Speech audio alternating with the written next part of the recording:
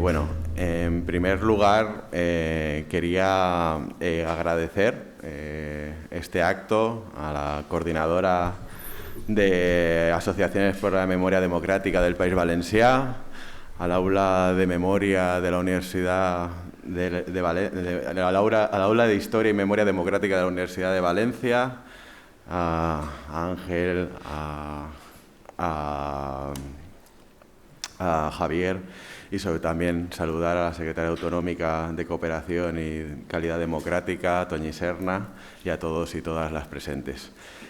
En primer lugar voy a dar la palabra a Javier Navarro, que es el director del Aula de Historia y Memoria Democrática de la Universidad de Valencia, que nos dirigirá unas palabras.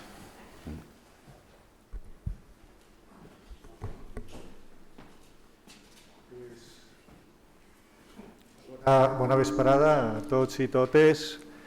Em correspon, efectivament, com a coordinador de l'Aula d'Història i Memòria Democràtica de la Universitat de València, fer un poc d'amfitrió, donar-vos la benvinguda als assistents i expressar sobretot el plaer de fer el començament, donar pas al segon cicle de conferències organitzada per la Coordinadora d'Associacions per la Memòria Democràtica del País Valencià. Per a nosaltres, per a l'aula, és a dir, els professors, historiadors i historiadores que treballem qüestions de memòria a la Universitat de València, ha sigut un plaer treballar amb la coordinadora, amb Àngel González, amb Rosa Brines, en fi, tots vosaltres. Un plaer per com ho feu, el bon quefer vostre en general i sobretot perquè organitzar conferències i organitzar un cicle tan ben nodrit com este. És un plaer dar la bienvenida al senyor Martín Pallín a la Universitat de València. És tot un placer contar con usted i un honor. I és un exemple efectivament del bon contingut de les conferències que se fan així. Per la meva part, solament dir que és un plaer col·laborar amb vosaltres, també comptar amb la presència de la Conselleria de Transparència, de la Secretaria Autonòmica, del Director General, i fer en general una crida, simplement dir això, una crida també des del punt de vista dels historiadors, sempre ho faig, però sempre ho he de fer. Els historiadors treballem en documents, s'han fet moltes coses de memòria, s'estan fent moltes coses de memòria, totes urgents, totes necessàries, però no oblidem-nos del tema dels documents, no oblidem-nos del tema dels arxius, perquè nosaltres, historiadors, necessitem arxius per a fer coneixement històric a partir d'aquests documents, d'aquests fons. Per tant, cal fer una tasca encara molt gran entorn a tot això. Podria dir moltes coses, però sobretot expressar la satisfacció de la Universitat de València per acollir de nou aquest cicle de conferències i que segurament i probablement amb tota seguretat gaudirem. Moltes gràcies.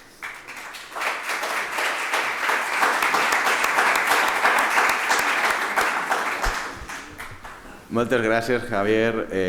Pues ahora hablará Ángel González, que como sabéis es presidente de la Coordinadora de Asociaciones por la Memoria Democrática del País Valencià. Ángel.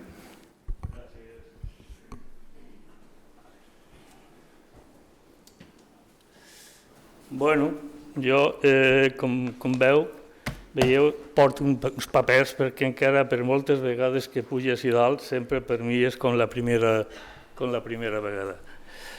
En primer lloc, bona vesprada i vull agrair de forma molt especial l'esforç del magistrat emèrit del Tribunal Suprem, don José Antonio Martín Pallín, per estar avui així entre nosaltres.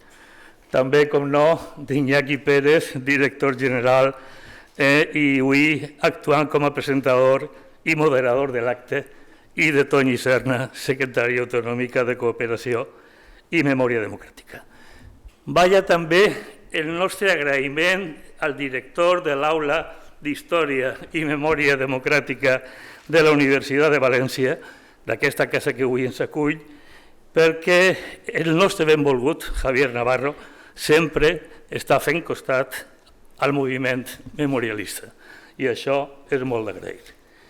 I per últim, a totes i tots vosaltres, protagonistes centrals d'aquest segon cicle de conferències de la memòria organitzat per la coordinadora i l'Aula de Memòria. Amb aquest segon cicle volem tractar al llarg de 5 conferències a València i a Castelló temes que pensem que són importants actualment per al moviment memorialista del País Valencià. Aquesta d'avui, Los crímenes del franquismo, justicia y reparación, tractarà una qüestió fonamental, la justícia i la reparació per a nosaltres, les víctimes.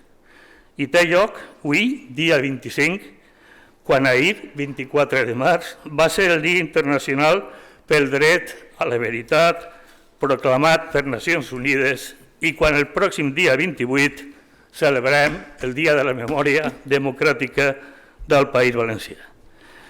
Aquesta conferència d'avui toca un assumpte també de plena actualitat perquè està en tramitació el projecte de llei de memòria al Congrés, el qual es troba en una situació d'impàs al no comptar amb el suport imprescindible de totes les forces progressistes de l'alt parlamentari.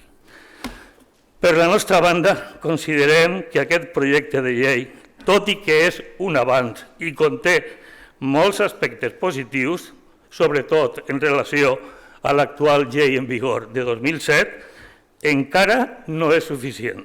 I no ho és perquè no garantissa la fi de la impunitat del franquisme i la reparació total de les víctimes. Tot i tenim en compte les 30 esmenes presentades pels grups socialista i d'Unides Podem, i així ho hem aprovat per unanimitat en la nostra assemblea anual del passat dia 5 de la coordinadora, que és una entitat que agrupem a més de 50 associacions al llarg i ample del país. Necessitem, sí, una nova llei, però no qualsevol, perquè cal posar fi, ja és hora, encara que massa tard, a més de 80 anys de dolor, silenci i oblit. Però això es té que fer amb veritat, justícia i reparació. Moltes gràcies.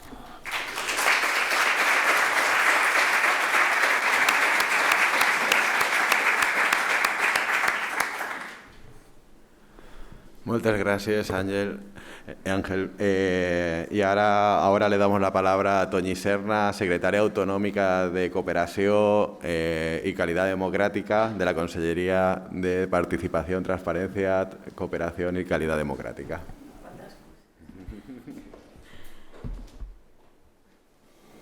Bueno, buenas tardes a todas y a todos.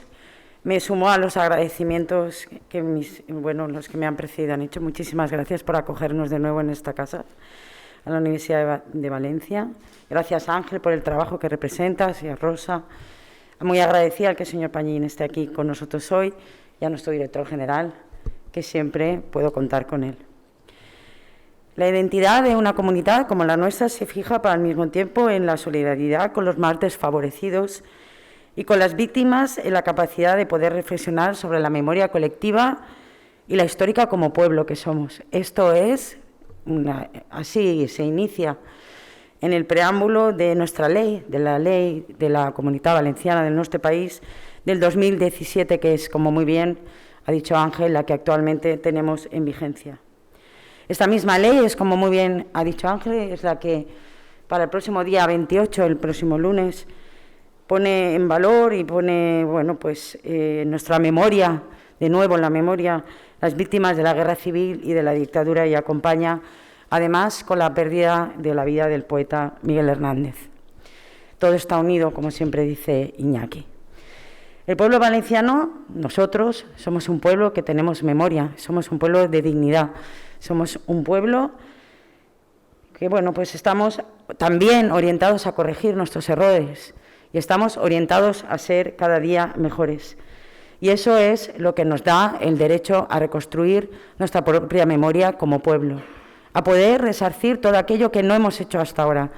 Y para eso es para lo que estamos aquí, para eso es, evidentemente, para lo que trabajamos los historiadores, y nuestra obligación como políticos es poner en marcha todas las iniciativas y poner en nuestra agenda prioritaria todo aquello que tenga que ver con la memoria. Antes hablábamos que es verdad que si en la anterior legislatura, desde el Gobierno que representamos aquí hoy, tanto Iñaki como yo, se sentaron aquellas bases que nosotros queríamos que fuera pues nuestra ley de memoria, nuestra práctica de la memoria, que no habíamos hecho, esa deuda histórica que tenemos con nosotros mismos, no con el pasado, sino con nuestro propio presente. Sin embargo, es esta legislatura la que ha desarrollado los objetivos que se marcaron en la anterior legislatura, y las legislaturas se hacen cortas. Y tenemos todavía, de lo que hemos hecho, nos queda mucho por hacer, porque lo hablábamos antes y siempre lo decimos. Esta deuda, y yo siempre lo repito, es con nosotros mismos y aún no la hemos corregido. Así que este tipo de actos, agradecida al señor Pallín, porque hoy es él el protagonista y el que nos va pues, a hablar de lo que verdaderamente queremos escuchar, que es nuestra propia historia. La memoria del pasado, evidentemente, no vamos a poder dejarla y no vamos a poder trabajarla mejor si no la introducimos en nuestro día a día, en nuestra educación, en nuestra forma de vida, en nuestro sentir. La memoria es el presente, sin el presente no vamos a poder tener futuro. Que nadie piense, hagamos pedagogía, que la necesitamos mucho, como los documentos y todo lo que trabajamos en memoria, todos los que somos historiadores, sabemos que si no hablamos de lo que ha pasado, no podremos nunca entender lo que nos sucede en este momento, ni podremos jamás generar un mundo ni una vida que queremos. ¿Tenemos esa asignatura pendiente? Tenemos muchas, pero esta asignatura pendiente también hay que introducirla en la educación para que, por una vez, pues se reconozca la memoria, la dignidad de todas las víctimas del franquismo, de todas. Así que, como a mí me gusta Saramago, pues lo digo y me quedo tranquila. Hay que recuperar, mantener y transmitir la memoria histórica, porque se empieza por el olvido y se termina por la indiferencia. Y nosotros no vamos a caer en eso. Muchas gracias.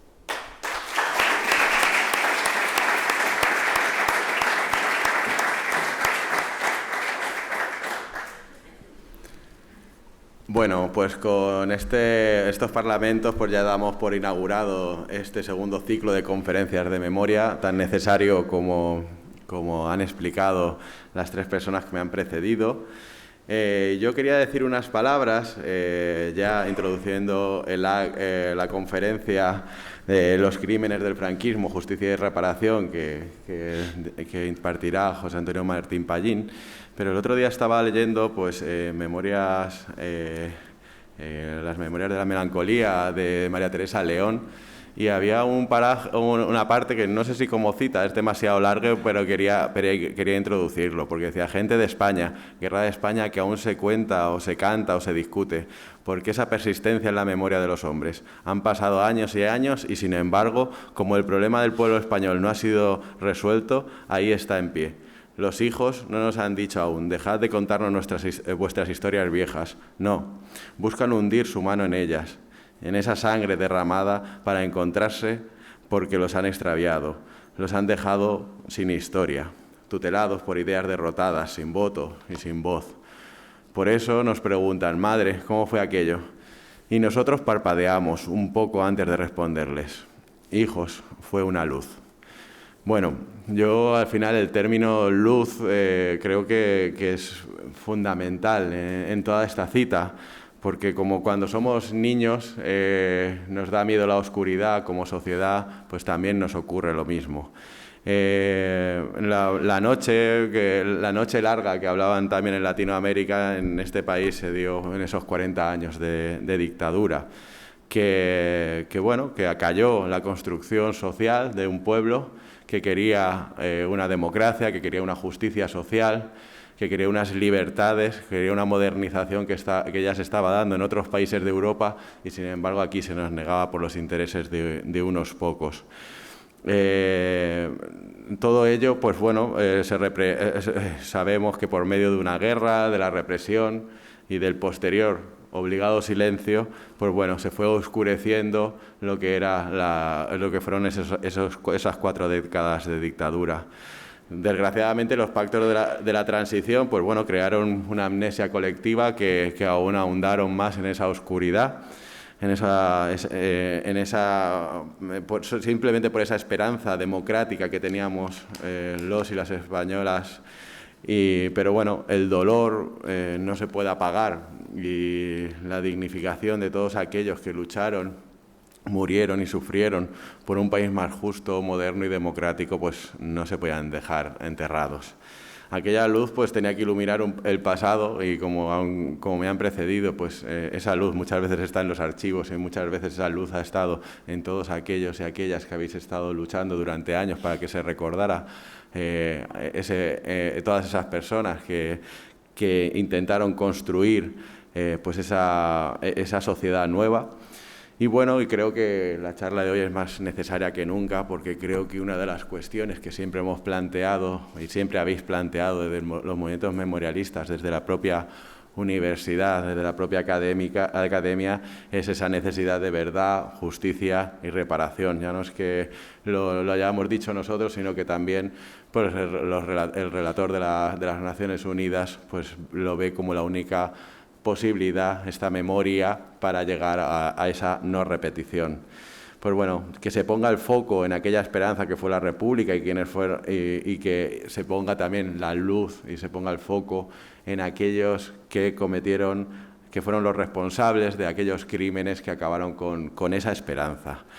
Y bueno, yo tampoco me quiero alargar más, porque aquí hoy el protagonismo creo que todos habéis venido a escuchar a José Antonio Martín Pallín, que para mí es un honor estar en la mesa sentado con él, porque para los que no somos juristas, pues bueno, nos tenemos que basar en las opiniones de los grandes expertos que tenemos en este país. Y, por ejemplo, para mí, pues es un jurista de referencia, que cada vez que sale alguna sentencia o alguna cuestión judicial que no llego a comprender, pues bueno, sus palabras o sus escritos en diferentes medios siempre nos ayudan a acercarnos a qué es lo que ha ocurrido y cuáles serían también las soluciones para tener una mejor judicatura. Bueno, como sabéis, José Antonio es jurista y fiscal de carrera. En 1989 ingresó como magistrado en la Sala Segunda del Tribunal Supremo, en la Sala de lo Penal. Ha sido secretario internacional de juristas por la amnistía y la democracia en Paraguay. Trabaja pues, bueno, con la Asociación Pro Derechos Humanos en España, la Unión Progresista de Fiscales, en Jueces por la Democracia, que desgraciadamente todavía es minoritario. Bueno, ha sido es colaborador en medios escritos pues, como La Vanguardia, El País, Infolibre, El Punt, El Periódico de Barcelona, Revista de Girona. Sus opiniones también se pueden escuchar en las radios y televisiones de Cataluña Radio, TV3 o Barcelona Televisión. Y bueno, su gran impronta, hoy a lo que nos viene a hablar, es la aplicación de la justicia en la memoria democrática, algo tan necesario que todos conocemos y que son tan necesarias. Ha escrito libros sobre ello, la represión en la administración de justicia en la guerra civil y la dictadura, también otros que tienen que ver con cuestiones más jurídicas, como para qué servimos los jueces o el gobierno de las togas. Pero bueno, sobre todo creo que es importante que ha sido una voz clara dentro de la judicatura en la que se ha hablado y ha dejado negro sobre blanco una de las cuestiones que siempre se hablan desde muchos de los foros a los que asistimos, que es que no se pueden amnistiar aquellos delitos que son de lesa humanidad, genocidio y tortura. Y por tanto, pues bueno, como bien he dicho antes, pues como dijo Pablo de Grave, el relator de las Naciones Unidas, pues bueno, todo ello se tiene que juzgar, se tiene que poner, hacer esas comisiones de la verdad, que también hablamos en muchas ocasiones, y por tanto dejar ya esa verdad escrita, esa verdad social, para que vayamos construyendo a través de ese relato de lo que ocurrió en este país. Y como ha dicho también pues, la secretaria autonómica, de cómo ese pasado que nos ha hecho llegar hasta aquí, pero sobre todo que aprendamos de él para que nos permita a tener ese futuro que soñaron aquellas personas que vivieron en los años 30, que fue un futuro pues, con más democracia, con más libertad y con más justicia social. Sin más, pues os dejo con José Antonio Martín Pallín, Y muchísimas gracias por vuestra atención.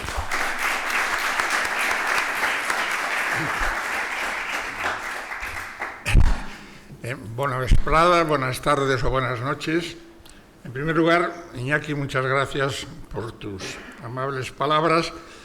Es un tema que me ocupa y me preocupa desde hace mucho tiempo y tengo que decir que la satisfacción, aparte del agradecimiento a los organizadores, es que he tenido muchísimas intervenciones sobre estos temas, pero en muy pocas, y yo creo que se pueden contar con los dedos de la mano, estaban presentes representantes políticos en activo. O sea, siempre son organizaciones que están un poco al margen de la actividad oficial. Y esto es alentador y positivo.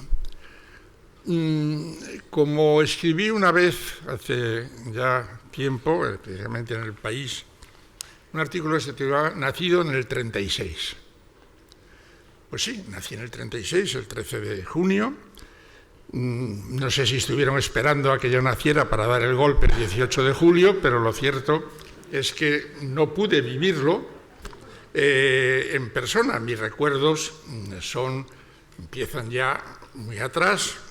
Soy además hijo de un militar golpista y mi infancia y adolescencia, como diría Machado, pues ha sido placentera, mientras no me daba cuenta que al otro lado había una gente que eran los vencidos en la guerra civil. Pero bueno, mis preocupaciones empezaron con todas estas andanzas europeas, que quizá fue el europeísmo lo que me llevó a profundizar en lo que había pasado, y siempre llego a la conclusión de que ¿qué hemos hecho para merecer esto? Somos una nación, pues, que no tiene parangón en el mundo. Francia, como es sabido, tuvo su gobierno de Vichy, pero salieron de una manera distinta. Argentina, Uruguay y Chile también pasaron por esas experiencias, supieron salir. Incluso nuestros hermanos portugueses salieron también de otra manera, pero nosotros hemos sido incapaces de romper con el pasado y sobre todo de enseñar el pasado. Porque, claro, 40 años de dictadura, y yo esto tuve ocasión de decirlo una vez en una intervención en Berlín, un alemán que estaba así un poco crítico, y yo le dije, mire usted, si usted hubiera vivido 40 años bajo Hitler, seguramente a lo mejor estaba usted en otro país muy distinto. Vinieron los aliados, nos derrotaron y claro, pasaron lo que pasó. 40 años de dictadura en los que de manera machacona e insistente se consideraba que la República había sido el paradigma del caos y del desorden. O sea, que si ibas por la calle te agredían, a las mujeres las violaban, en fin, una serie de disparates y de clichés que no entraban en una cabeza racional, porque además la República había abierto una vía que era inédita en el constitucionalismo de aquella época, que es la primera constitución en el mundo que se somete a las reglas del derecho internacional consuetudinario. Esto no lo saben muchos de los que ahora pregonan o intentan explicar lo que ha pasado. En la República, no hace falta ser un profundo estudioso, nació y vivió en un mundo en el que Mussolini había hecho ya la marcha sobre Roma, Hitler acababa de llegar al poder de la mano de Hindenburg, Francia había un frente popular con grandes conflictos. Entonces la República pudo tener muchos fallos, pero hay que ser conscientes de que vivía en un contexto internacional verdaderamente irrespirable, tan irrespirable que nada más terminar nuestra guerra civil se declara la Segunda Guerra Mundial, o sea que las circunstancias no eran como para que nadie le echase en cara a la República sus posibles fallos, que seguramente, bueno, seguramente no, los tuvo, y que hay episodios que no son ejemplares y que deben ser conocidos, pero no se conocen. No se conocen porque todo se simplificó en un cliché de caos y desorden.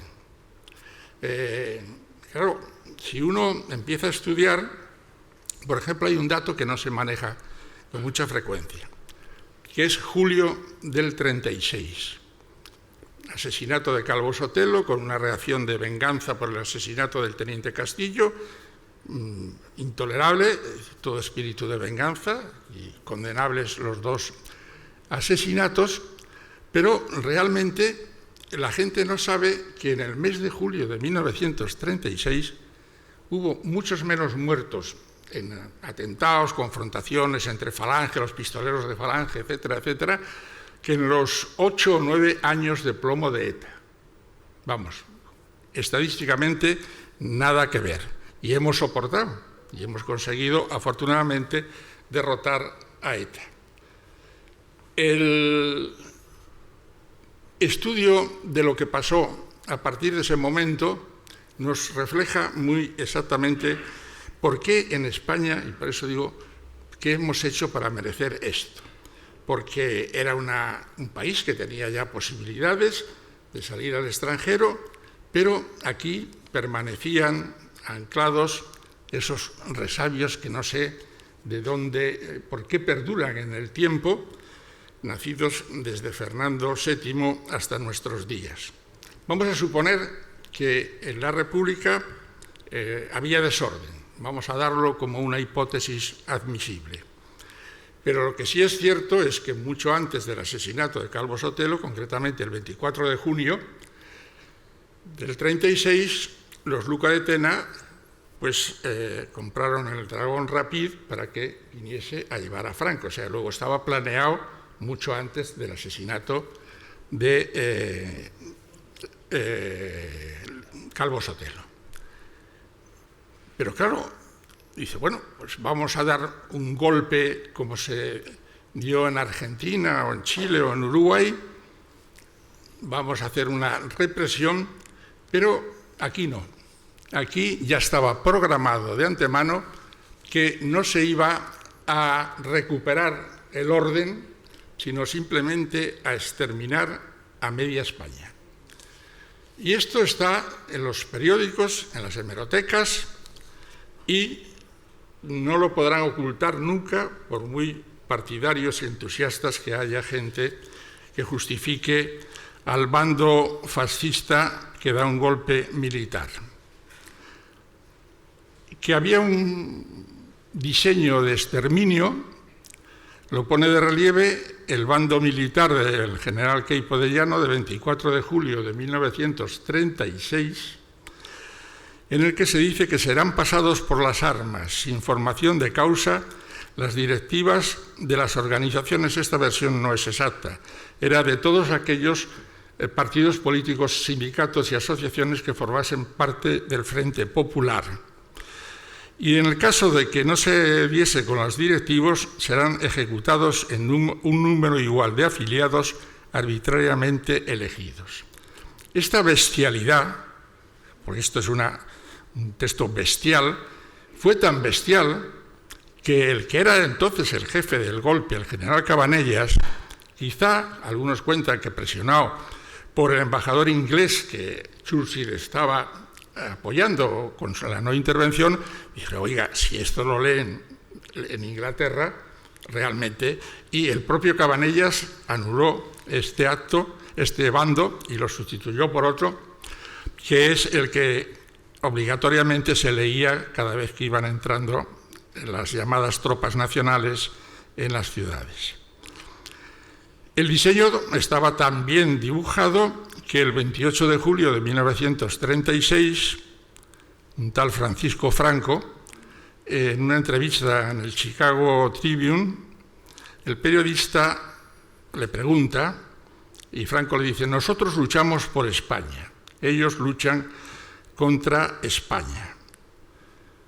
Estamos resueltos a seguir adelante a cualquier precio. El periodista, ingenuamente, Le pregunta, ¿pero tendrá usted que matar a media España? Dice el periodista, giró la cabeza, sonrió, he dicho que al precio que sea. Y, por si alguien dudaba, hay un episodio que curiosamente han pasado por encima la mayor parte de los historiadores, pero que está, pues ya se ha comentado por algunos, en el Diario de Navarra del día 18 de julio de 1936. Ya se habían sublevado, ya habían ocupado Tetuán y Marruecos. El golpe empezó el 17 de julio, no el 18. Y el presidente del Congreso de los Diputados, Diego Martínez Barrios, gran oriente de la masonería española, poco sospechoso de marxismo-leninismo, pues llama al general Mola, porque todo el mundo sabía que el general Mola era el que estaba diseñando este plan de exterminio, pues para algo que en un país medianamente racional y civilizado pues hubiera podido tener acogida.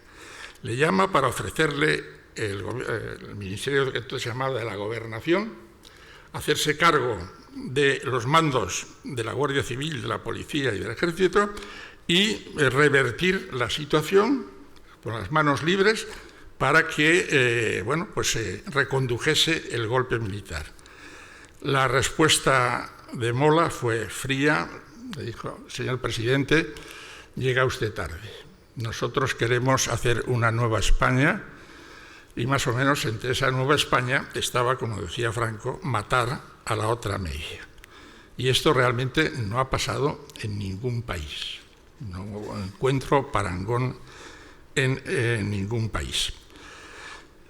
Surge la guerra civil, no vamos a entrar en un análisis porque no es el objeto exacto de esta intervención, pero claro, en la guerra civil suceden muchas cosas y sobre todo cuando una guerra civil dura 3 años, como duró esta.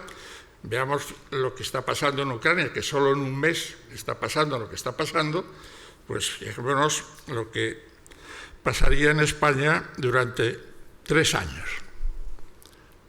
Ahí hay excesos por todas las partes, mucho más, por supuesto, por el bando fascista, pero bueno, hay que reconocer que efectivamente en esa guerra pues hubo algún exceso, como el de Paracuellos, que no dudo en condenar, pero efectivamente aquello terminó. Y terminó con un parte que decía en el video, el cautivo desarmado del Ejército Rojo, la guerra ha terminado. Entonces hay una película de Las bicicletas son para el verano, de Fernando Fernán Gómez, en que el protagonista está asomado y dice, ha estallado la paz. Y contesta, dice, no, ha estallado la victoria. Y la victoria pues se convierte en una maquinaria de parodias de juicios, que es lo que sale después en las leyes de la memoria, y en la que están documentados, porque están en los archivos de Ferrol, de Madrid, del País Vasco, 50.000 consejos de guerra. Casi todos ellos con condenas a muerte. Y, curiosamente, este es un hecho que está en las memorias de Serrano Súñez, que tampoco es sospechoso, conforme Alemania iba avanzando, Franco y el régimen estaban crecidos y el ritmo de asesinatos judiciales era tan importante que en los periódicos de la época, si alguno tiene interés puede ir a las hemerotecas, salía como de obligada inscripción justicia cumplida. En el día de hoy han sido ejecutados en virtud de tal, y venía la lista. Hasta que alguno del régimen, que alguno había que no era tonto, dice, hombre, es que estamos dando un espectáculo que parece que esto es como si fuera el anuncio de las fiestas del pueblo, de la Lotería Nacional. Mira, lo quitaron inmediatamente. El ritmo era tan intenso que el responsable, yo lo considero así, es mi teoría, otros a lo mejor pueden disentir, que el que paró la sangría, en cierto modo, fue uno que no llegó a ser condenado en Nuremberg porque se suicidó antes, igual que Goering, el señor Himmler.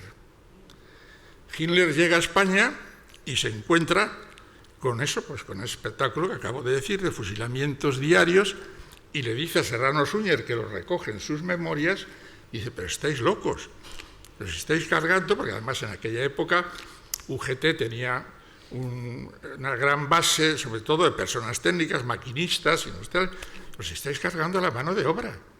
Nosotros en Alemania los estamos empleando en trabajos forzados.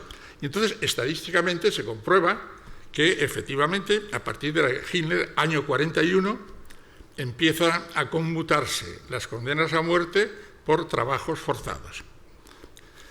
Pues viene lo del Valle, después lo del Valle de los Caídos y todas esas cosas, pero bueno, ferrocarriles, todo lo que en este momento, en cualquier país, con un mínimo de sentido de la decencia y de la democracia, hubiera obligado a esas empresas, como se obligó a Schindler, a Krupp, a Thyssen, a indemnizar a todas esas personas que utilizaron como mano de obra esclava.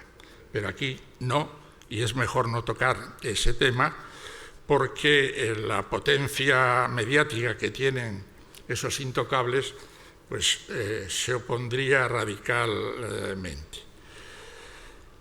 Termina, ya vamos avanzando, y llega un momento en que se produce un acontecimiento inesperado para el régimen, que la verdad que le perturbó bastante, que fue el famoso contubernio de Múnich, año 1962, en donde el movimiento europeísta intenta dar una salida, de acuerdo con Don Juan de Borbón, para establecer una monarquía. Llopis, el secretario general del PSOE, dijo que en principio, si él daba paso a la democracia, que no se oponía, a pesar de ser republicano, pero aquello fracasó, no pudieron, ya no era época de consejos de guerra, y algunos, que los he conocido, claro, porque yo tengo mucha edad, pues los mandaron a las Islas Canarias desterrados.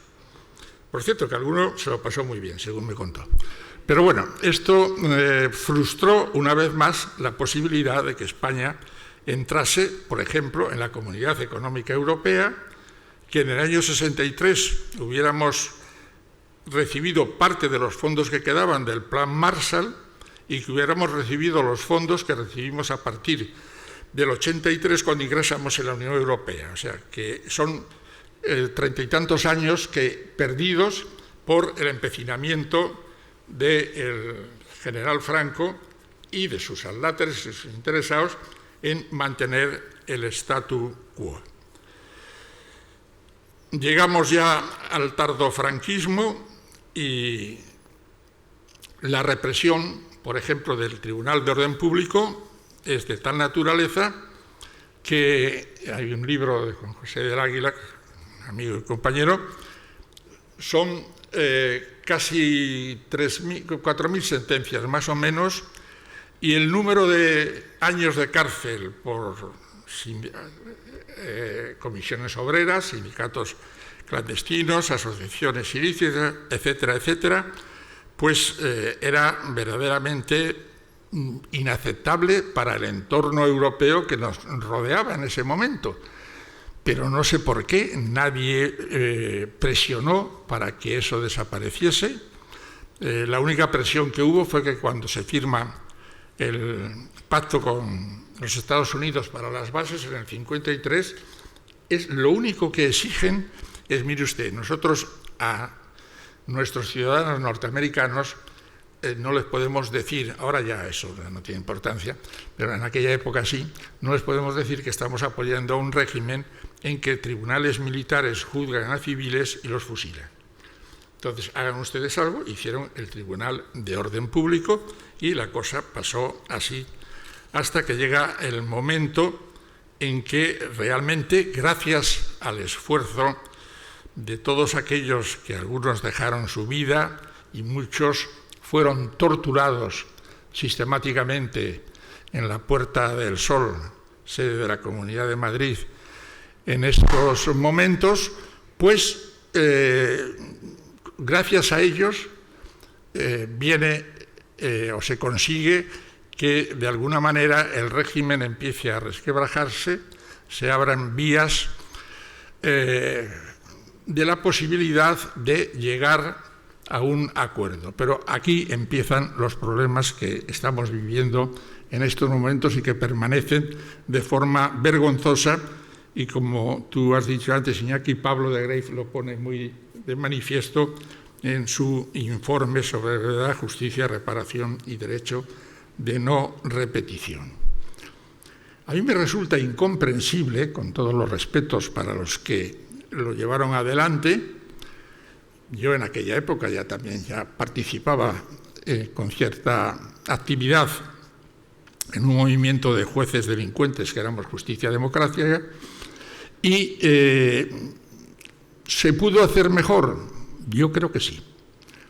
Porque, por razón de principios, había que haber hablado con esos sectores del régimen que estaban dispuestos a que sabían, pero no lo sabían por convicción ideológica, lo sabían porque los empresarios, que eran en realidad los que mandaban, dijeron, bueno, ni se os pase por la cabeza reproducir o seguir con el régimen, porque ahí está la Unión Europea, necesitamos entrar en la Unión Europea y mientras siga el régimen no podemos entrar en la Unión Europea.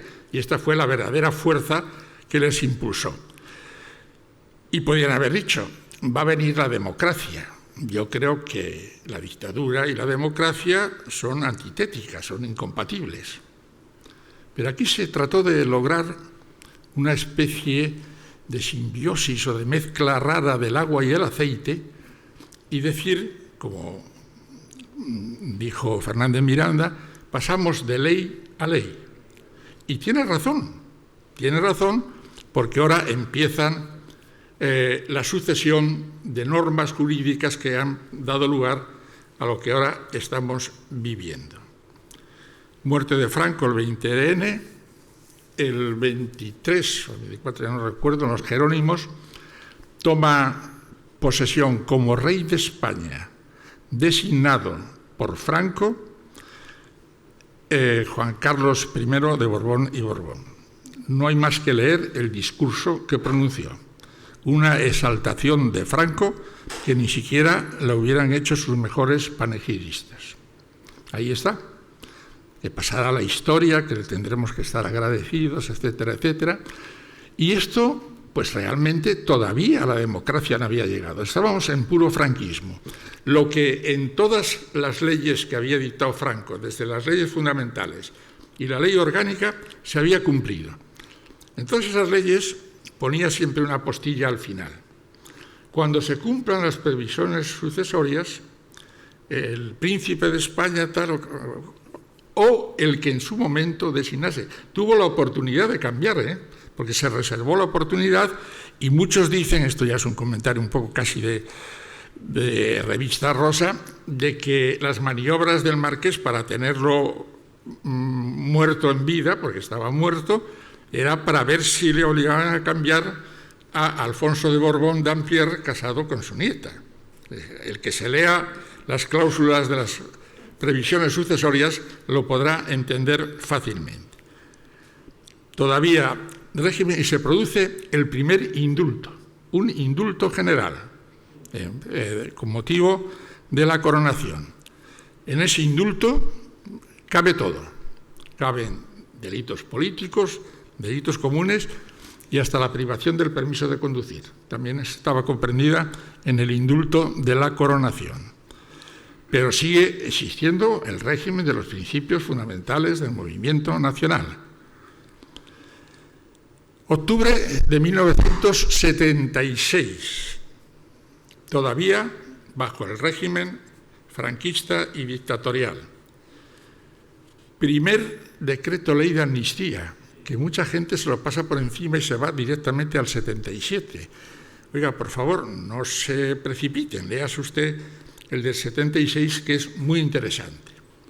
Ahí ya empieza a manejarse la idea de la amnistía de todos los delitos de carácter político.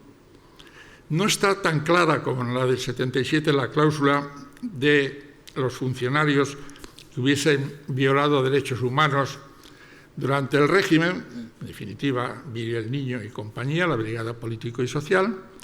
Se excluyen los delitos de sangre de ETA, cosa que se corrige en la del 77. ¿Por qué? Porque ETA, Sexta Asamblea, se había pasado a la opción política y había que darle una salida a lo que después fue Euskadiko Ezkerra.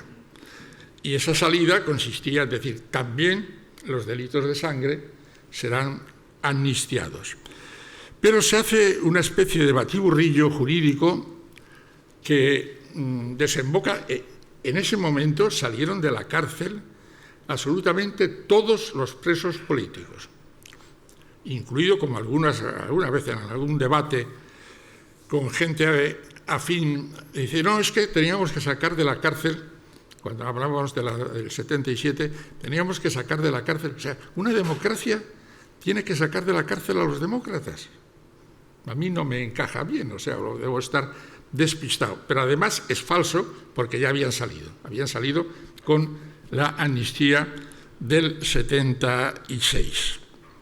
Y entonces viene la ruptura definitiva, la ruptura, y ahí ya no tiene razón Fernández Miranda cuando habla de ley a ley, que es la ley para la reforma política de 4 de enero de 1977.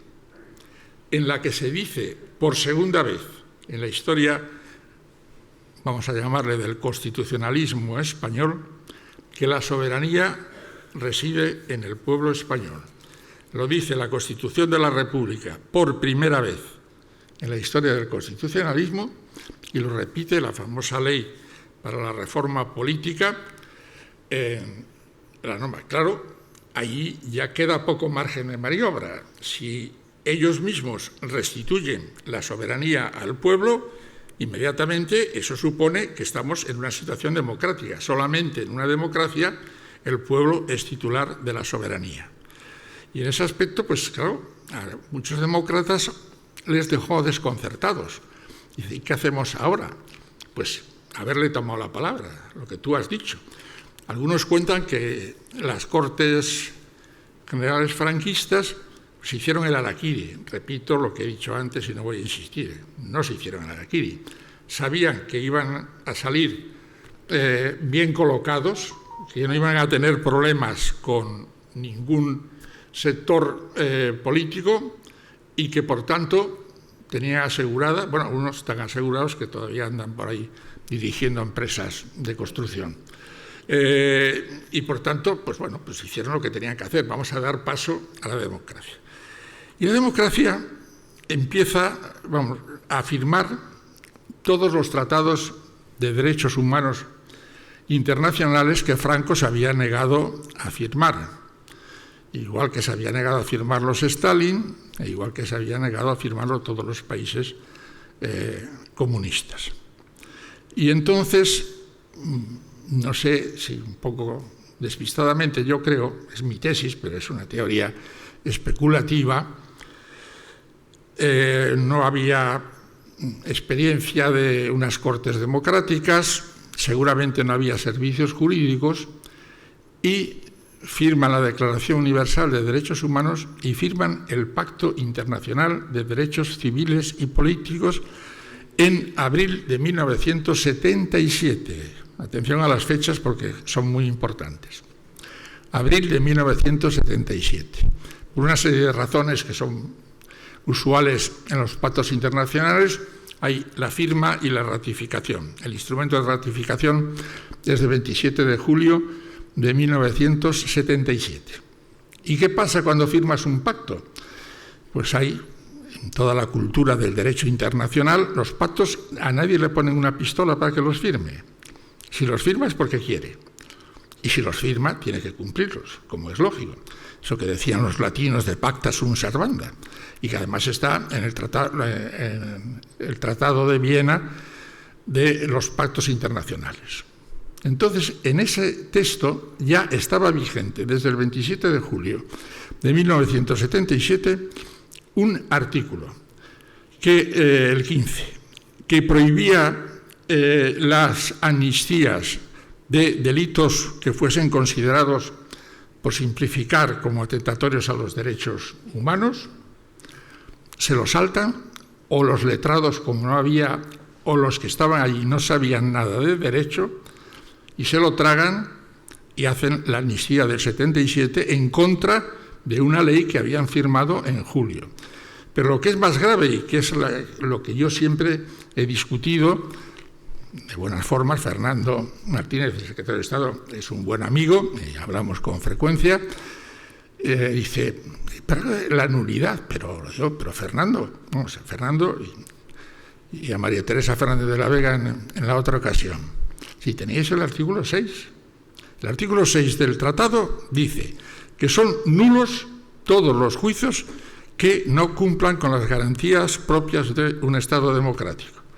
Haber aplicado el artículo 6, que estaba vigente, y decir nada de ilegitimidad, que si de tal, no, son nulos, pero porque tenéis que cumplir con vuestra legislación, que os la habéis dado a vosotros mismos. Pero no se hace así, y se hace esa especie de engendro, porque es un verdadero engendro insoportable para el derecho internacional, de la amnistía de 1977, en la que, claro, los verdaderamente favorecidos pues fueron todos los funcionarios de la Brigada Político-Social, porque a ninguno de los demás le afectó. Es cierto, y esto hay que decirlo, que a partir de ese momento hay muchísimas normas, sobre todo de derecho laboral, los laboralistas, en cuanto que pues se empezaron a levantar sanciones, suspensiones, indemnizaciones, etcétera, etcétera. Pero hasta tal punto que los que dicen, y desde sectores de izquierdas, que la amnistía es intocable, pues se encuentran con que el Tribunal Constitucional, es intocable y que no es posible porque la Constitución la prohíbe. Yo leo mucho la Constitución y no encuentro en ningún artículo que diga que están prohibidas las amnistías. Están prohibidos los indultos generales, pero no las amnistías. Además, los indultos son derecho de gracia y la amnistía es una ley. Es una ley como puede ser la ley de la reforma agraria o cualquier otra cosa. Hay un grupo parlamentario que redacta una amnistía, la presenta al Parlamento, se tramita y se aprueba o no se aprueba. Pero no hay mayor problema. Eso se puede hacer en cualquier momento. Pero es que además el Tribunal Constitucional dijo que la amnistía era posible, porque creo que fue UGT, recurrió pidió una norma para complementar algunos vacíos que habían quedado en materia de restitución de derechos laborales, año 82. Los ilustres representantes del Partido Popular la recurren por inconstitucional y el Tribunal Constitucional dice que es constitucional. Yo sigo sin entender a esos sabios constitucionalistas por qué dicen que la amnistía no está permitida por la Constitución. Si se quiere, se puede perfectamente hacer y no hay ningún problema. Y además es un instrumento político que se ha utilizado en todos los países en situaciones de tránsito, por supuesto, o para acabar con alguna cuestión o conflicto político generalizado. No se quiere hacer y no hay manera, y aquí tengo el texto del anteproyecto, no hay forma de que entre la palabra amnistía dentro de las concepciones de muchos constitucionalistas que no son políticos, no es solamente una cuestión de los políticos. Hay muchos constitucionalistas que opinan también lo mismo y que no es posible la amnistía. Sin embargo, yo pienso que sí que es posible y que, repito, será un problema de correlación de fuerzas políticas en el momento en que se quiera y se pueda hacer. Y no se va a causar ningún perjuicio, además, a nadie, ni se va a conmocionar la vida pública nacional. hay que llegar al año 2007, por cierto, 26 de diciembre de 2007, cuando se produce la primera ley mal llamada de la memoria histórica, porque nadie la ha denominado así. Es la ley con el título más largo que existe en la historia legislativa española. Ley por la que se restituye, es una retahíla de 3 líneas en el boletín oficial. Si alguno tiene curiosidad, que vaya al boletín oficial a ver si encuentra una ley que tenga de título 3 líneas. Todo era para enmascarar lo que no se quería decir de manera clara. Pero bueno, hay que reconocer que fue un avance. Fue un avance en el sentido de que, por lo menos ya teníamos un marco. Teníamos un marco en el que no se da el paso de la nulidad y se habla de la ilegitimidad por la falta de garantías. Pero mire usted, lo que está diciendo es lo que decía el artículo 6 del Pacto Internacional de Derechos Civiles en el 77, y lo está usted ahora repitiendo exactamente en la ley del 77. Hemos tardado mucho en admitirlo, pero además no se declara la nulidad, sino la ilegitimidad. Yo, que como he dicho antes, pues de alguna manera pues estaba interviniendo en esto, dice, bueno, ya sé por qué no queréis la nulidad, porque la nulidad la había acordado Alemania, la había acordado Portugal, la habían acordado todos los países que salieron de una dictadura hacia una democracia. ¿Por qué nosotros no? Bueno, la explicación se ve ahora con un poquito más de claridad en el anteproyecto que se está tramitando. Y era que la ley de responsabilidades políticas, no la del año 40, mucha gente cree que es la del año 40, no. Desde el primer día del golpe de Estado, los gobernadores civiles tenían la competencia para expoliar bienes de los pertenecientes al bando republicano. Esto desde el día siguiente del golpe. Hay una sentencia muy interesante de una cosa de Corcubión en Coruña que la anula la Sala Primera, y es precisamente del mes siguiente, parece que es o de septiembre, octubre, por ahí, en que expolian una casa del pueblo y después se la devuelve el Tribunal Supremo más adelante. Y bueno, ¿qué problema hay? En Alemania, en Japón, ya han indemnizado, pero además se da la paradoja de que los cientos de miles que hubo en los campos de concentración españoles no han recibido ni una peseta ni un euro. Y Alemania ha estado pagando hasta que se han muerto a todos los que estuvieron en sus campos de concentración, Auschwitz, Buchenwald, y han estado recibiendo su pago. ¿Qué pasa en nuestro país? ¿Qué hemos hecho para merecer esto? ¿Por qué tenemos que soportar que sea Alemania la que nos dé esta lección? Pero no, aquí no había dinero para indemnizar y no había dinero para restituir.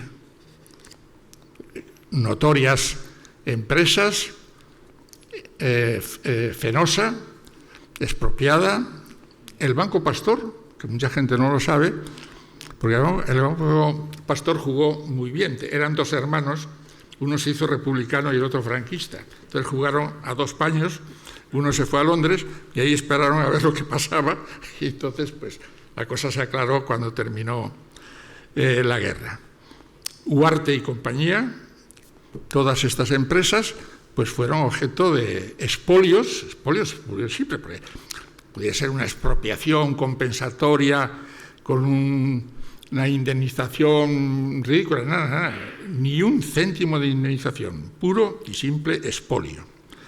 Y esto en todos los países se ha producido la asunción por el Estado, porque ahí sí que entra el derecho internacional, no de ley a ley, sino de Estado a Estado. En el marco internacional los Estados se suceden. Pueden ser monárquicos, republicanos, presidencialistas o lo que sea. Pero el Estado, como en sujeto de derecho internacional, es el mismo. Y, por tanto, existe la obligación de indemnizar. Parece que consultaron con el Ministerio de Hacienda, hicieron números y esto va a ser imposible de asumir, y no lo asumieron. Y entonces, pues ahí se quedó una ley que efectivamente fue un avance, en el que se daba un reconocimiento de haber sufrido padecimientos por la patria a los que habían sido perseguidos o represaliados. Por cierto, que antes hablaban el de Miguel Hernández, es especial, porque todos están hechos con el sistema Word, pero el ministro, que era Mariano Fernández Bermejo, consideró que, tratándose de Miguel Hernández, encargó a un dibujante, un artístico reconocimiento de su persecución por el franquismo. Y así pasamos, y claro, había hasta mala conciencia de que no se habían hecho bien las cosas. No sé si por presión de el otro partido de gobierno, de Podemos, o por cualquier otra, me da exactamente igual. Lo cierto es que se reconoció que aquello estaba incompleto. Y entonces, en esta ley, pues se pasa de lo de ilegítimas y se dice ilegítimas y nulas. Bueno, si sale adelante ya es un avance, hay que reconocerlo. Pero que nadie se haga ilusiones, porque en el apartado siguiente dice que la declaración de nulidad solo puede producir efectos para el reconocimiento de sus méritos y persecuciones, sin que pueda producir efectos para el reconocimiento de responsabilidad patrimonial del Estado o de cualquier administración pública o de particulares. ¿Quiénes son estos particulares? Pues vayamos al IBEX 35 y allí los encontramos, la mayoría de ellos. Estos son los particulares a los que ahora se refiere este nuevo proyecto de ley.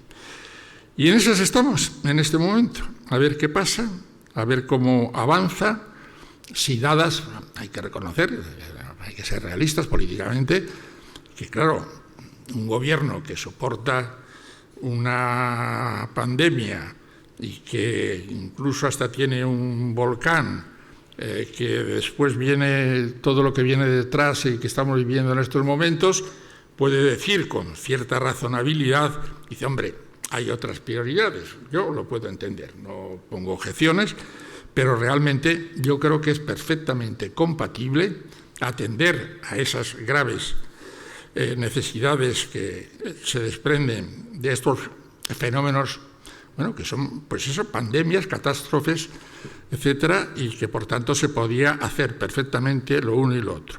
Según me cuentan, está ya en trámite de enmiendas, no es que se haya aparcado. El trámite de enmiendas se fue prolongando, pero nadie da el paso definitivo a llevarlo a pleno. Entonces ahí está, podemos decir, unos pensaban que aparcados y otros esperando mejores situaciones. Y con esto ya termino porque estoy extendiendo demasiado y además me imagino que a lo mejor quieren preguntar alguna cosa, que llegamos a un momento en el que lo que más me da esperanza de esta ley es lo que se le dedica a la obligatoriedad de la enseñanza del pasado en las escuelas. O conseguimos esto o no conseguimos nada. Hay que hablarlo, y hay que hablarlo con naturalidad, sin rencor, de ninguna de las maneras. Yo he estado, como he dicho antes, en cientos de actos de asociaciones memorialistas. He visto de todos menos rencor. He visto escenas patéticas que incluso me han hecho llorar. Pero que nadie pueda poner como excusa de que se abren heridas que no olvidamos y que queremos venganza. Como decía una chilena de la Vicaría de Solidaridad, y con esto termino, sin pasado no hay mañana. Muchas gracias.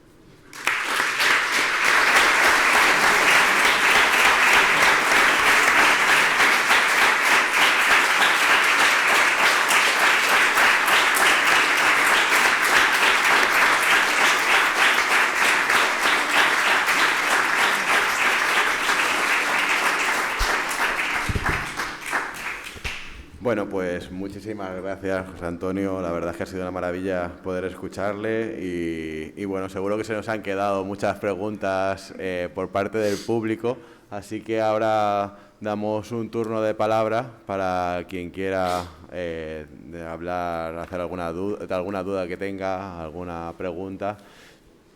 En España tenemos una ley que persigue la apología del terrorismo. Nadie se plantea escribir en los periódicos o hacer declaraciones que puedan pues, apoyar los años negros de la ETA, a los grandes jefes de ETA, a los grandes terroristas. En cambio, no tenemos un delito de apología del franquismo. En Austria o en Alemania es inconcebible hacer apología de Hitler y de su régimen. De hecho, pueden imputarte y encarcelarte por eso. ¿Usted creería oportuno que, más allá de esa figura que es el delito de odio, se estableciera de forma taxativa el delito de apología del franquismo y, en su caso, se incluyera la modificación del Código Penal en la modificación que se está haciendo en la nueva ley de la memoria democrática? Nada más. Muchas gracias. No, tiene usted razón. Si se refiere a que se diga en el Código Penal tiene que ser muy estricto al redactarlo, ¿no? Y efectivamente yo comparto de que la apología del fascismo en general, porque claro, se ha identificado al régimen con Franco, que tiene su cierta razón, pero era todo una organización que no era solamente Franco. Franco le podía haber dado, es más, una vez se le disparó la escopeta de caza y menudo susto se llevaron todos los franquistas. No, era una organización y por tanto a mí la apología, vamos, si yo estuviese ahora en funciones de juez no tendría ningún problema en aplicar un artículo que hay que tener cuidado con él, que es el 510, el del delito de odio. Pero bueno, yo con toda...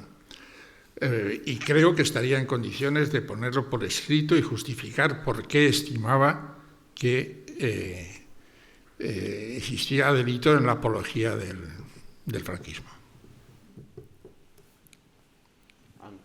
Ángel. Sí, ¿se me oye?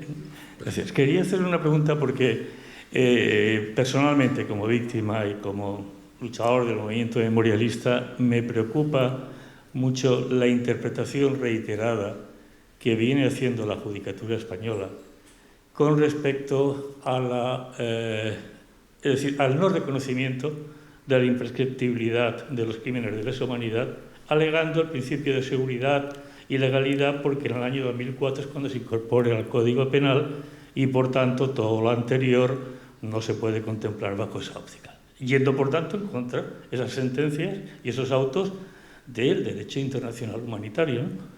¿Qué piensa usted al respecto? Porque, claro, es que tiene una implicación y es que precisamente las enmiendas, 30 enmiendas presentadas por el Grupo Socialista y de Unidas Podemos en el Congreso al propio proyecto de ley, se recogen recomendaciones para que se interprete la prevalencia del derecho internacional sobre la legislación interna.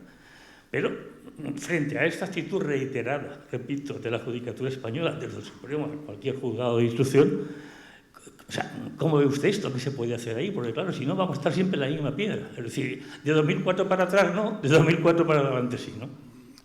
Bueno, eso es un desconocimiento flagrante que el origen está en el sistema de oposiciones en España. Esos temas no entraban en la oposición. Se podrá encontrar con un brillante muchacho o brillante muchacha que sepa del usufructo, del censo a primeras cepas, o del año de luto o cualquier otra tontería, bueno, tontería no, instituciones, pero del derecho internacional, no sé, ahora sí, las cosas, ahora se ha incluido. Entonces, es el desconocimiento total de lo que es el consenso del derecho internacional, cuyo Instituto de Derecho Internacional forma parte España y es órgano de Naciones Unidas, que es la doctrina Nuremberg. Y eso todos los países del mundo lo consideran como algo consolidado. Y eran crímenes, porque hubo gente, incluso gente muy prestigiosa jurídicamente, como Jiménez de Asúa, que criticó a Nuremberg. Pero claro, el argumento que se daba era que los actos eran de tal violencia y repugnancia en la conciencia de la humanidad que eran delictivos per se, sin necesidad de ponerlos en un código.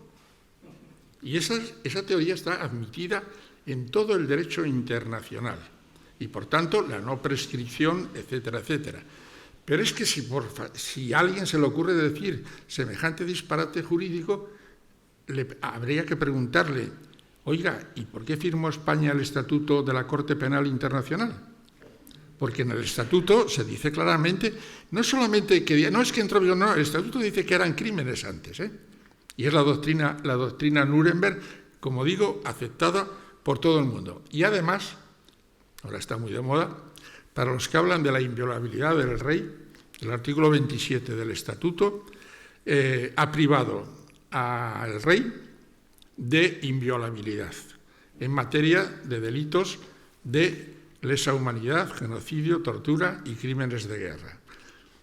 Hasta tal punto de que los defensores de los caballeros de la tabla redonda que dicen que el rey es inviolable, se plantearon, algunos, porque claro, algunos hasta saben derecho, y decían, pero claro, si acabamos de firmar esto, tendremos que retocar la Constitución y añadir en la coletilla, es inviolable salvo para esto. Empezaron a pensarlo y dije, mejor no tocarlo. Mejor, entre otras cosas, porque para tocar eso había que disolver las Cortes y convocar un referéndum, cosa peligrosa para determinados aspectos de la monarquía, ¿no? Y se dejó así, se ha dejado. Si algún día dice, hombre, el rey no va a torturar, etcétera, etcétera, hombre, pues no lo sé, pero ahora que está muy de moda lo que ha dicho el juez inglés sobre Juan Carlos I, Lord Nichols, no sospechoso de anarquista, Lord de la Cámara de Justicia de Inglaterra, al hablar de la inviolabilidad de Pinochet, dice una frase que a mí me entusiasma, que soy un admirador de los anglosajones. Dice, este Lord nunca va a dudar de la inmunidad de los jefes de Estado en el ejercicio de sus funciones, pero considera que no es función propia de un jefe de Estado torturar y hacer desaparecer personas. En 4 líneas lo despacha y Pinochet entregado a España. Después el señor Jack Straw, que en el sistema inglés es el último que decide sobre las extradiciones, dijo que por razones humanitarias lo mandaba a Chile en una silla de ruedas, nada más llegar a Chile salió corriendo como en el milagro del Evangelio, pero bueno, pero así son los hechos. Pero lo que dijo el Lord es eso, dice, mire usted, es que no es función propia, ¿para qué lo vamos? No me puede usted justificar que efectivamente es función de un jefe de Estado, pues traficar con armas, y sé lo que digo, traficar con armas o llevarse 100 millones de dólares de un rey que, por cierto, nadie se ha metido con eso, porque además parece que han sido traspasados a esa señora Corina, pero lo cierto es que si uno ve lo que dice el fiscal de Suiza, Bertosa, y lo que dice la Fiscalía en sus 2 informes, se trata de la transferencia, literalmente. Origen de la transferencia, Ministerio de Finanzas de la Arabia Saudita. El cuento ese de que es una tradición de los saudíes regalar, ese es un cuento que se ha inventado los que asesoran a Juan Carlos, no lo dice. Es donativo de jefe de Estado a jefe de Estado. Y eso es patrimonio nacional. Me temo mucho que no vamos a coger ni $1, pero bueno, en fin. Pero con arreglo a la ley es eso. Nada de seguridad jurídica, ni tonterías. Eso, vamos, lo dice en un foro extranjero, pero ¿qué pasa? Que claro, y quizás me salgo de la pregunta, es que aquí tenemos una concepción verdaderamente carpetobetónica del derecho internacional. Y resulta que en cuanto pasas la frontera, o qué casualidad, en el tema de los catalanes, pues Bélgica, Alemania, Escocia, Suiza y ahora Italia. Dice, no, mire usted, de sedición, nada. Esto no entra, no encaja en las concepciones de un país democrático que eso sea un delito. Podrá ser otra cosa, nulo, de pleno derecho, lo que usted quiera, pero delitos de sedición no es. Entonces, en este momento, uno tras otro, nos han dado, bueno, y después el Tribunal de Justicia de la Unión Europea, etcétera, etcétera. O sea, que si fuera un partido de fútbol, podríamos decir Europa 7, España 0. Porque nos han dado por todos los sitios. Y lo que nos espera ahora en Estrasburgo, cuando empiecen a llegar los recursos que el Tribunal Constitucional acaba de echar abajo, cosa previsible, pero claro, hay que cumplir con ese trámite.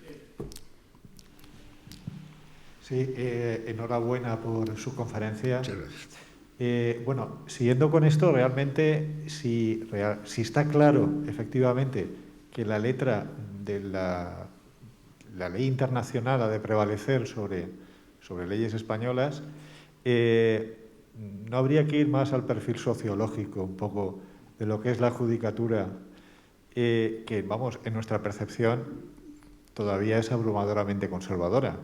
No sé si usted tiene la misma percepción, con meritorias excepciones, de que haya una resistencia, pues, social, familiar, etcétera, de muchos jueces, ya no tanto por un desconocimiento, porque no tienen una formación en derecho internacional, como por una resistencia, digamos, casi atávica, ¿no?, a llevar adelante esto, por lo que puede suponer de revisión de tantos años, de un pasado, y por tanto, esto se puede corregir. Estoy pensando, por ejemplo, en este intento de que hubiera el acceso a las oposiciones de jueces y juezas que planteó el Gobierno, me parece, con unas becas, para que hubiera también un origen, digamos, no solamente de clases medias altas a lo que es la judicatura.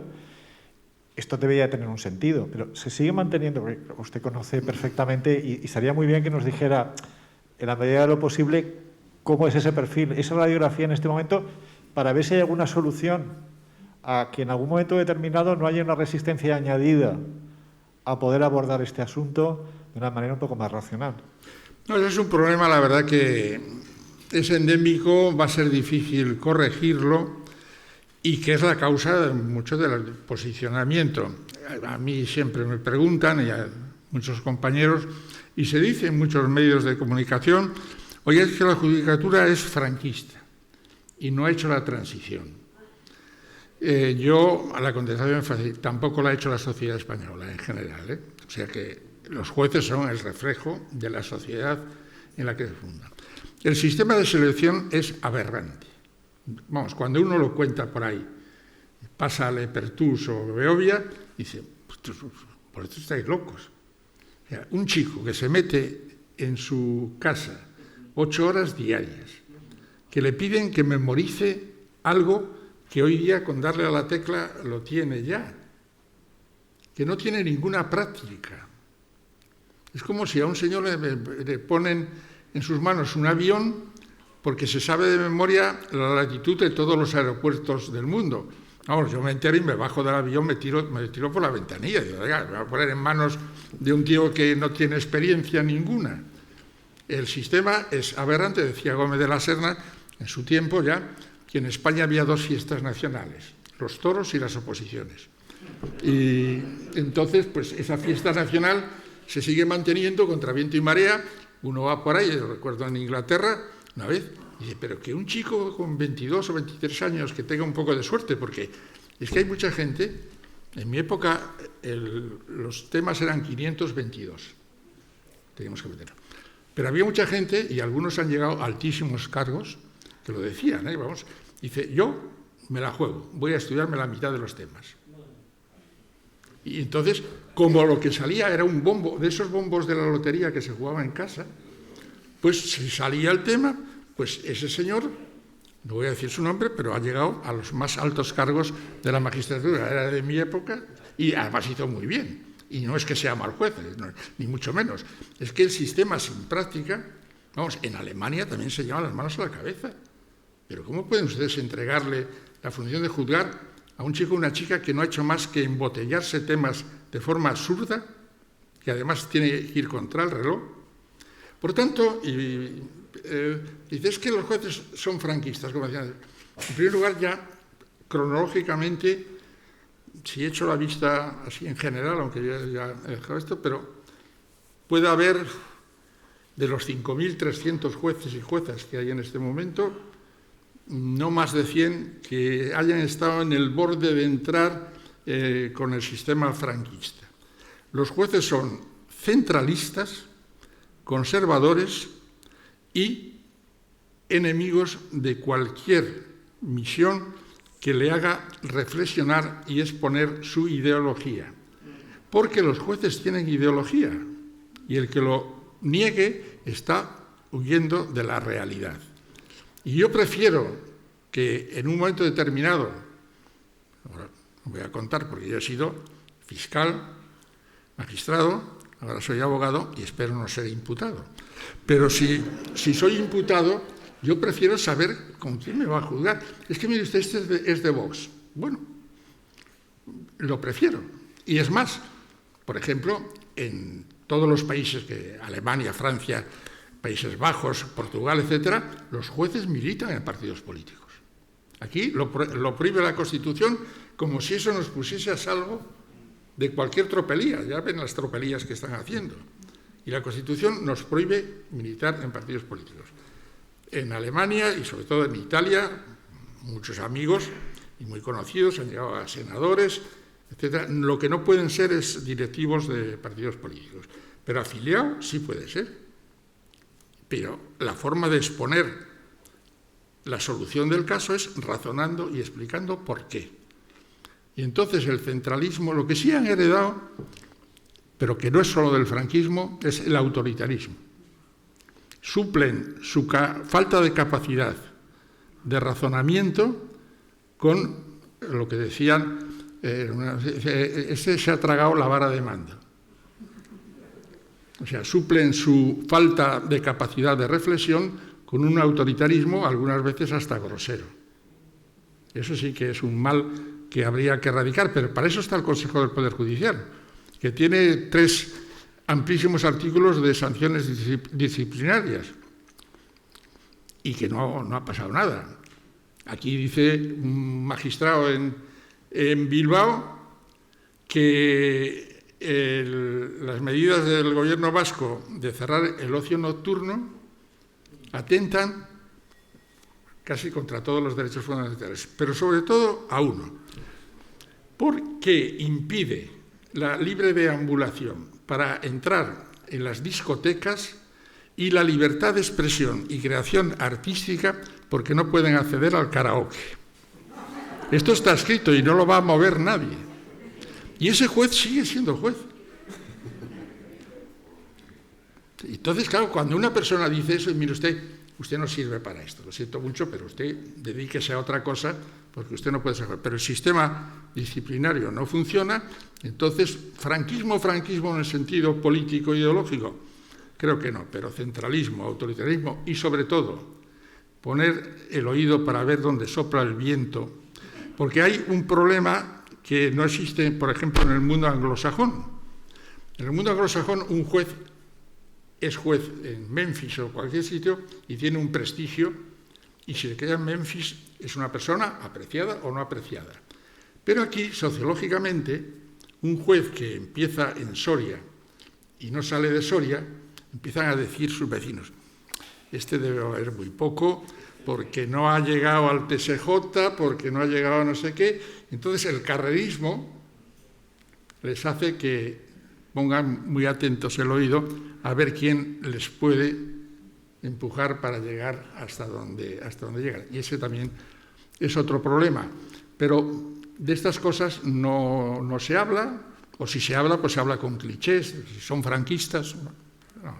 El problema es más hondo. Y desde luego los franceses lo corrigieron, porque eran los patrocinadores, Italia también, Alemania también, y aquí lo que se necesita como mínimo, es haber estado. Por ejemplo, en Francia se sale de la escuela judicial y no le dejan ir solo a ningún juzgado. Tiene que ir a un juzgado, a un tribunal de 3, para que con esos 3 irse formando. Pero aquí lo mandan inmediatamente a un juzgado. Y, por ejemplo, como la señora esta de Málaga que dice que el niño tenía que estar con el padre porque la madre vivía en la Galicia profunda. Este disparate no lo hubiera hecho si hubiera estado con 3, porque seguramente le hubieran dicho, oye, alguno por lo menos, oye, fulanito, piénsatelo bien. No, pero aquí sale de la escuela judicial. Le dan, y por cierto, que todas las palabras tienen su significado. A los militares, tradicionalmente, esto es tradicional, cuando salen de la academia se produce una ceremonia que para ellos, como es lógico, es entrega de despachos. Bueno, pues a los jueces también, y esto se puede ver en la televisión, ha estado en la Escuela Judicial de Barcelona en la entrega de despachos. Y un juez no es un militar. Un juez pues se le entrega pues, el título o lo que sea. Y el lenguaje pues hace que en un momento determinado ese autoritarismo se refuerce con todas estas cosas. El tema es muy complejo, hay que afrontarlo, se quiso afrontar y lo defenestraron por cazar sin licencia en un coto, licencia de esa comunidad autónoma, tenía de otras, ¿no? Como el caso del jilguero de Murcia, que ese es muy divertido, pero bueno, que se pasó de Almería a Murcia y el que le disparó no sabía y el pobre jilguero tampoco, no se enteró y llegó al Tribunal Supremo, ¿eh? No crean que es una broma, ese caso llegó al Tribunal Supremo. Bueno, no sé si hay alguna pregunta más. Sí, por ahí. Hola, buenas tardes. Lo primero, gracias por su asistencia y la charla. Y yo es que tengo una duda personal respecto del ex jefe de Estado, como ha comentado anteriormente el señor Juan Carlos I de Borbón, como heredero del ex jefe del Estado, Franco, en relación con las distintas comisiones de investigación que han sido rechazadas en el Parlamento. Me gustaría saber si existiría recorrido jurídico para llegar a instancias europeas y esa decisión parlamentaria que fuese revocada y que las comisiones llegasen por lo menos a algún puerto. Yo creo que sí, creo que perfectamente se puede llegar, y es más, ayer el juez inglés lo ha dicho. Y mire usted, es que claro, tienen ustedes una concepción de la inviolabilidad que les permitiría, y lo dice con esa ironía anglosajona, entrar en una joyería, llevarse unas joyas y que no pasase absolutamente nada. Claro, el juez, yo no lo entiendo, cómo un Estado que vive bajo las normas del derecho internacional puede extender la inviolabilidad hacia esos extremos. Es más, aquí en España, 2 juezas, y después lo ratificó la Sala Primera del Tribunal Supremo, dicen que no se podía investigar la paternidad. Era un pleito civil de 2 que... Resulta que en Bélgica, don Alberto de Bélgica ha tenido mala suerte de vivir en un país democrático y ha tenido que reconocer a un hijo extramatrimonial. Y el de Mónaco creo que tiene 2, pero aquí es intocable. Y dice que incluso en materia civil. Luego, con esa teoría puede no solamente ir a la joyería, como dice el inglés, sino ir a una casa de coches de alta gama, dicen voy a dar una vuelta, se queda con el coche y claro, el concesionario dirá, oiga, está, que son 230.000 euros o lo que valga. Lo siento, siempre habrá un juez o una jueza que diga que es inviolable, puede ir a un restaurante y hacer un simpa. Según, eso es teoría de la Sala Primera del Tribunal Supremo, no es mía. Y claro, cuando vivimos en este aspecto, pues las cosas, pues pasa lo que pasa. Y desde luego estoy seguro que Estrasburgo, y sobre todo no el Estrasburgo, el Tribunal de Justicia de la Unión Europea, porque es que también se olvidan que ahora tenemos una Carta de Derechos Fundamentales de la Unión Europea, que las aplica directamente Luxemburgo. Así que se anden con cuidado, porque además están a punto, como triunfe la tesis de uno de los catalanes, no sé cuál es, de que no era competente el Tribunal Supremo, se viene abajo toda la sentencia del proceso. Todavía no han decidido, lo tiene ahí, creo que debe ser consciente de la que se puede liar y lo tiene ahí un poco en la nevera. Pero eso puede suceder, o sea que Esto en el derecho internacional, además lo dice el artículo 10 de la Constitución, que el derecho internacional forma parte del ordenamiento jurídico español. Es tan ley como el Código Civil o como el Código Penal, o sea, un tratado internacional o una norma internacional. Bueno, yo también quería hacerte una pregunta. Yo como magistrado de mérito, la duda que tengo es que le parece que al final los crímenes del franquismo se estén juzgando por la jueza Servini o se estén investigando en este momento por la jueza Servini en Argentina y que, bueno, que la experiencia anterior que hubo aquí en España pues pasara lo que pasó con el juez Baltasar Garzón. Bueno, hay muchos temas, ¿no? Primero, que es coherente. O sea, nosotros hemos juzgado a Chilingo y está todavía en la cárcel. Y, por tanto, si nosotros dijimos que, según las normas de justicia universal, teníamos competencia, la tenemos para juzgar los crímenes del franquismo, digan lo que digan de la amnistía. Lo ha tenido que hacer una jueza. Lamentablemente, la cosa se está prolongando tanto en el tiempo que vamos a ver en qué desemboca, pero el hecho es que se está juzgando con arreglo a las más estrictas normas de la justicia universal que existían en España en la época en que Garzón hizo el auto, que, por cierto, por ese auto no le condenaron por el tema de las escuchas. Pero bueno, como pretexto. Yo siempre dije que, vamos, cuando hablo con él, dice, tienes el récord Guinness de querellas por prevaricación, porque tuvo 3 a la vez. Hombre, un juez puede prevaricar una vez, 2 está mal, pero ya 3, es que te estás pasando, Baltasar, o sea, no empecemos. Y bueno, pues al final cayó por una, por la que consideraron que... Y aquí se podrían juzgar. ¿Pero qué pasó con la justicia internacional? Que teníamos la orden de busca y captura del presidente y vicepresidente de la República China por el tema de la secta Falun Gong y 2 generales, creo, israelitas por crímenes, además cometidos contra españoles. Y entonces pues se saltó la norma. Todo el mundo dijo que era por Israel.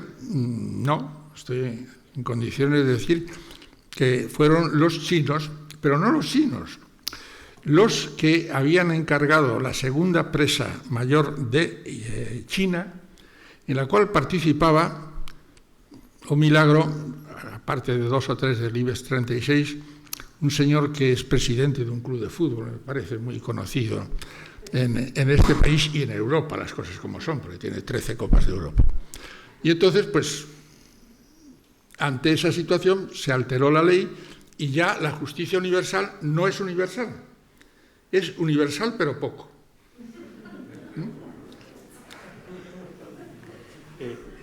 Sí. Bueno, perdona que use usted, le voy a hacer otra pregunta.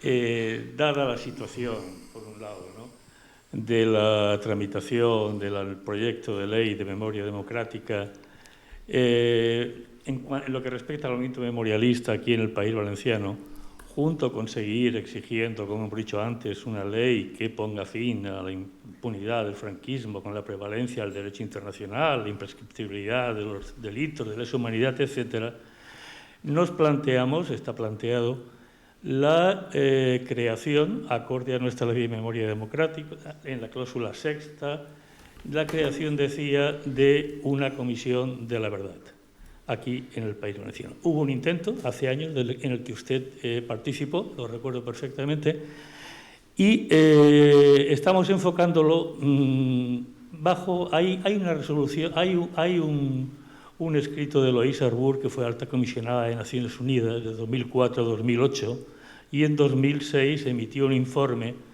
donde se hablaba precisamente de las comisiones de la verdad y se reconocía, tiene frases muy significativas, este informe dice alguna como: reconozco que hay que reconocer que las víctimas pueden necesitar algo más que la verdad para cerrar las heridas, para llegar a un verdadero proceso de justicia y de reparación.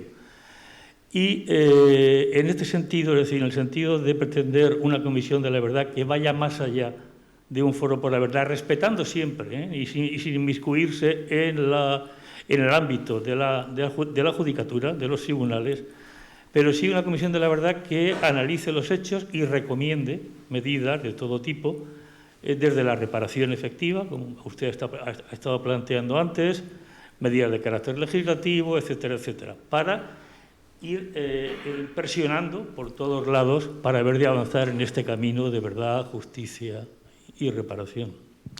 Hombre, es que es un tema sobre el que pesa. O sea, hablar de una comisión de la verdad, lo dice Pablo Grave, y es una norma casi de derecho internacional, verdad, justicia, reparación y no repetición.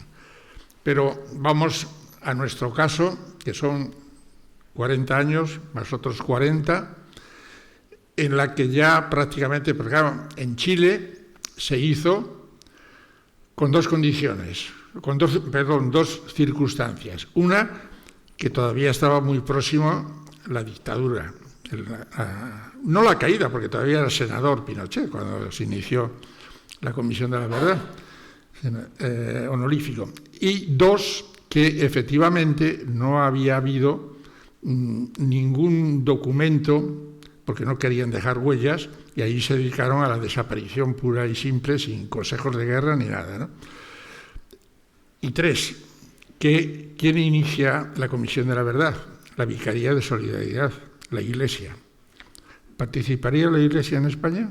No, aquí hablamos del patrocinio de la administración de la Generalitat Valenciana. No, a mí que participe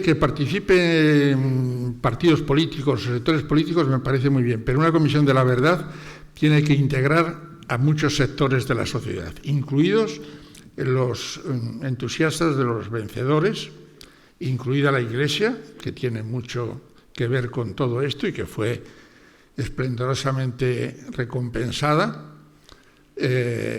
Si no, pues estamos en lo que estamos, en movimientos memorialistas, en esta ley, y que todos sabemos, como muchos saben, la Guerra Civil Norteamericana y la Guerra Civil Española son las que han motivado más bibliografía en el mundo, más que la Segunda Guerra Mundial. Entonces se sabe todo. El que se lea el Holocausto Español de Paul Preston tiene. El que se lea los libros de Guzmaro, de Paco Espinosa, además con listas. ¿Qué pasó el día tantos de tantos? Pues desde que entraron en mi casa se llevaron a mi padre delante de mí, mi madre. O sea, que eso que sería la Comisión de la Verdad ya está escrito y nadie lo va a negar. Lo importante es que lo reconozcan los otros, porque nosotros ya sabemos lo que ha pasado. Y cualquier observador medianamente imparcial y sensato sabe perfectamente. Pero si no participa la Iglesia y otros sectores de lo que pudiera ser el espectro de la derecha española, ya no digo todos, me temo que no vamos a dar ningún paso más de lo que ya sabemos en este momento y no tendría mayores posibilidades. ¿Recomendar legislación? Bueno, la iniciativa legislativa popular está abierta. Se puede poner en marcha una iniciativa legislativa popular, a ver qué éxito tenía. Pero creo que llegamos tarde ya, son 80 y tantos años. Hay documentos grabados de mucha gente, muchas asociaciones que se han dedicado ya a personas mayores, grabarlas y que contasen su historia. La verdad es suficientemente conocida, que aquello fue una masacre diseñada por un señor que estaba dispuesto a matar a media España. Esa verdad no la va a mover absolutamente nadie. Las consecuencias, repito, yo creo que tendría que darse esas circunstancias. Que participen en administraciones públicas, o el defensor del pueblo, como se llame aquí o en España, pues puede ser. Yo la verdad que me contentaría con que en esta ley se dijese, pues eso, que los juicios son nulos y que todos los que lo sufrieron tienen que ser indemnizados por las consecuencias que les aparejó. Yo con eso creo que cerraríamos el círculo de una vez. Es que lo hemos estado hablando esta mañana. Hemos hablado esta mañana de esto. Bueno, yo te contestaría ¿participaría la Iglesia? ¿Por qué no? ¿Por qué no? ¿Participaría el ejército? ¿Por qué no? ¿Participarían instituciones golpistas que colaboraron? ¿Por qué no? En este país, ¿cuándo nos vamos a encontrar de una vez por todas? Es decir, la visión que tú das de la Comisión de la Verdad es una visión tradicional. Es decir, ha habido más de 100 comisiones de la verdad en el mundo y la inmensa mayoría de ellas en una línea, efectivamente, meramente investigadora. Pero yo creo que hay otro tipo de comisión de la verdad que se puede defender y que algunos defendemos en la línea fundamentalmente del modelo colombiano, una comisión mixta, en la que se pretenda precisamente eso que tú has dicho, no solo investigar, sino que ¿dónde están las víctimas en este país? ¿Quién les ha escuchado? ¿Cuándo han hablado las víctimas ante una institución pública, judicial o no judicial? Ya es hora de que las escuchemos. Ya es hora de que sintamos su dolor, de que nos acerquemos a su dolor. Este país les debe a las víctimas escucharlas, porque eso es justicia restaurativa, también es justicia. Y hay que escucharlas, porque esa es una forma de hacer justicia, y hacer justicia para la memoria, justicia memorial. Claro que necesitamos la justicia legal y hay que pelear por ella, pero lo que también necesitamos es que las víctimas sean escuchadas. Aquí nunca se les ha escuchado. Y eso es algo que este país tiene una deuda que tiene que cumplir. Y una comisión de la verdad que se cree para escuchar a las víctimas, para encontrarse precisamente unos y otros en un encuentro restaurativo que este país lo cambie, yo creo que eso es un objetivo que no podemos renunciar. Y creo que es un objetivo, lamentablemente, como decía Ángel, por el que hay que luchar. Perdóname que haga esta intervención apasionada, pero creo en ello, y como creo en ello, lo tengo que decir. No, si yo no soy absolutamente contrario a la Comisión de la Verdad, mi opinión es esa. Desde luego, el Ejército, porque a mí me hace mucha gracia cuando determinados, entre ellos una compañera mía, que yo fui su padrino en el Tribunal Supremo y que ahora es ministra de Defensa, o el señor Alfonso Guerra, cuando dijo: esto del Ejército lo hemos hecho de dulce. Bueno, ese señor no sabe dónde está. Yo pertenezco a un foro que se llama Milicia y Democracia, donde está el jefe de la GEMAD, Julio Rodríguez, donde hay gente que ha estado hasta hace poco en cargos directivos, donde hay gente que te dice: es que claro, ya no es el mismo ejército porque han estado en el Líbano, en no sé qué, en no sé cuántos. Vienen aquí, se jubilan, hacen manifiestos golpistas y cuando se presentan a las elecciones, ¿con quién se presentan? Con Vox. Dice: pues lo habéis hecho de dulce, ¿eh? Porque esos ya no son de la guerra civil, ¿eh? Esos son nacidos pues al final de la dictadura como mucho, y altos jefes, altos generales, 200 y pico que firmaron el manifiesto golpista, y nunca van a admitir que van a ser vencidos. Y además esta frase ahora ya no se utiliza tanto, pero cuando empezamos con la del 2007, a mí me dijeron, dice: queréis ganar en el boletín oficial lo que no supisteis ganar en el campo de batalla. Yo desde luego no podía porque no estaba en condiciones, pero bueno, esa frase está acuñada entre ellos. Eso parece lo de Boabdil y la Reina Católica, pero bueno, es lo que tenemos. Ojalá hubiese posibilidad de que los participaran. Sectores de la Iglesia, sí que estoy de acuerdo contigo que es posible que algún sector de la Iglesia pudiese participar en ello. Pero bueno, yo estoy abierto, pongo mis objeciones, pero no tengo nada que objetar.